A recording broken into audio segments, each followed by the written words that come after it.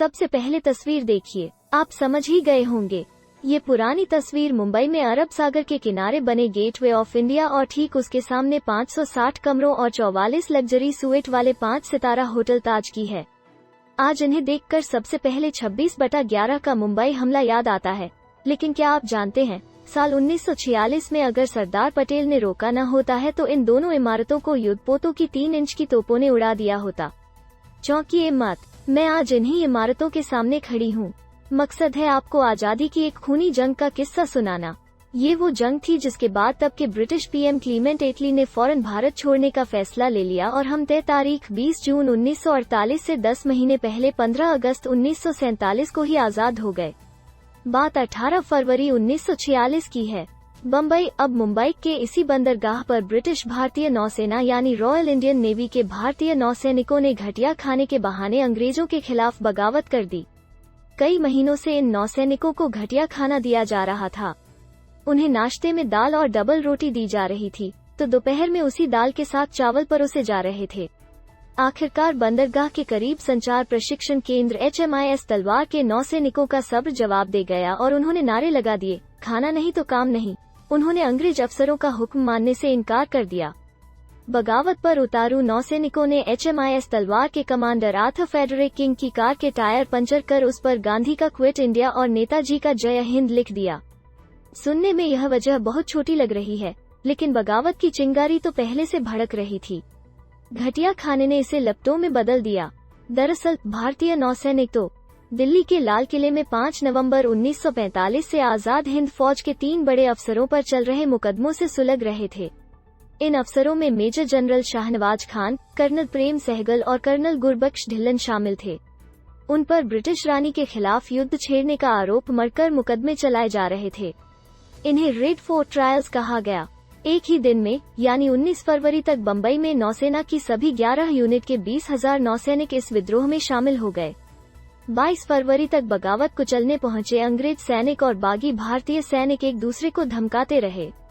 जमकर गोलीबारी भी हुई। भारतीय नौसैनिकों ने बम्बई बंदरगाह के आसपास 22 पोतों पर कब्जा कर लिया।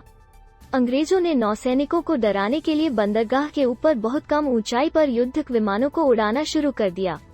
जवाब में बगावत कर रहे नौसैनिकों ने बम्बई के आसपास कब्जे में लिए गए युद्धपोतों की तोपों का मुंह गेटवे ऑफ इंडिया और होटल ताज की ओर मोड़ दिया।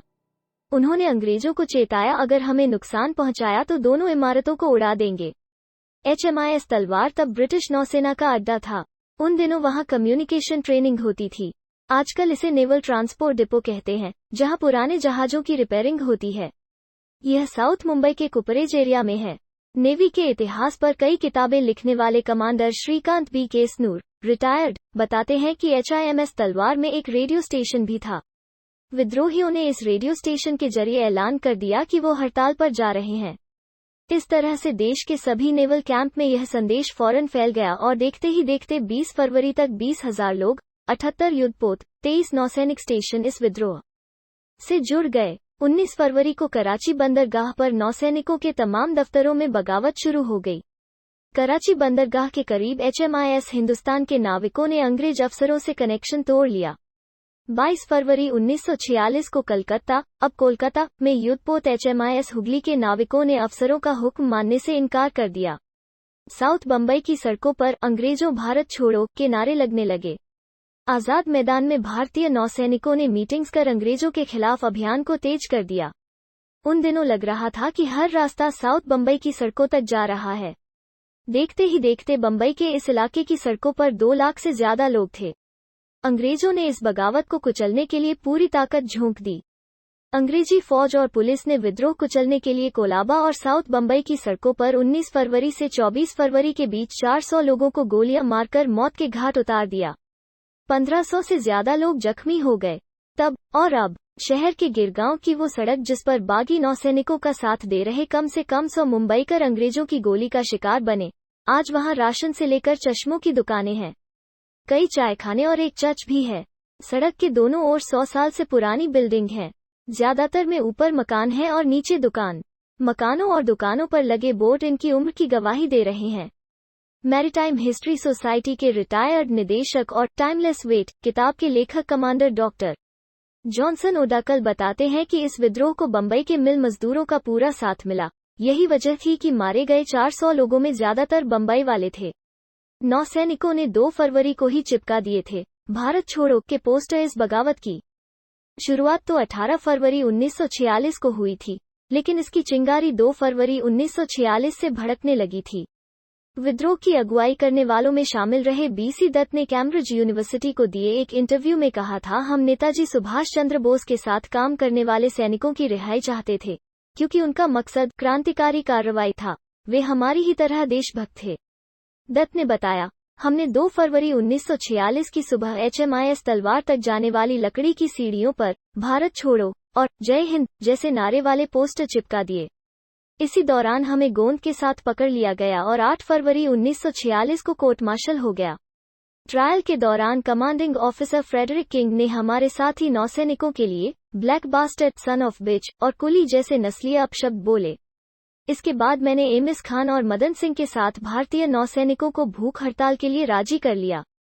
18 फरवरी की सुबह 1500 नौसैनिकों ने अलग अलग जगह खाना नहीं, कोई काम नहीं के नारे लगा दिए।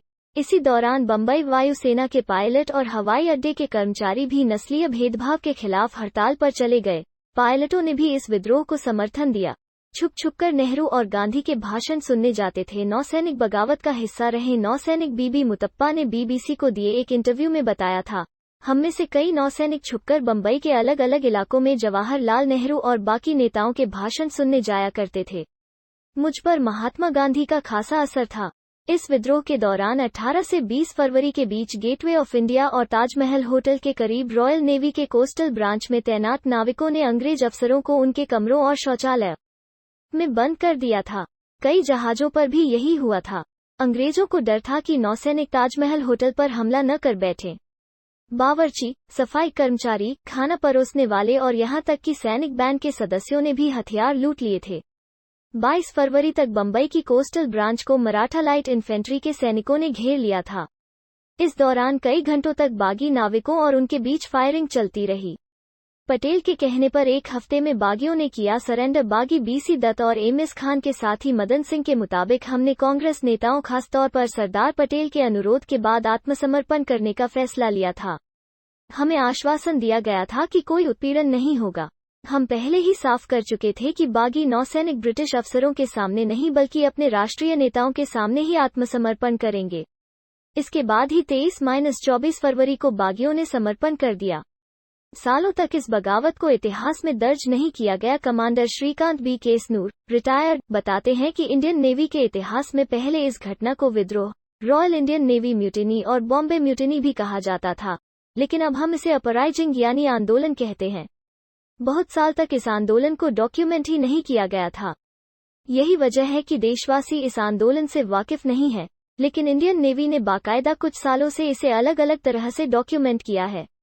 बगावत का हिस्सा रहे बीबी मुतप्पा कहते हैं कि नौसैनिकों के विद्रोह को महात्मा गांधी का समर्थन नहीं मिला था। उन्होंने नाविकों को अनुशासन में रहने को कहा। नेहरू ने खुद को नौसैनिक विद्रोह से अलग कर लिया था। शायद इसी कारण स्वतंत्र भारत के इतिहास में हमारी कोई जगह नहीं है। भारतीय नौसेना ने हमारे योगदान को 50 साल से ज्यादा समय गुजरने के बाद याद किया और एक छोटा सा स्मृति चिन्ह देकर काम चला लिया। आखिर में पढ़िए बंबई नौसैनिक विद्रोह की तारीख दर तारीख डिटेल।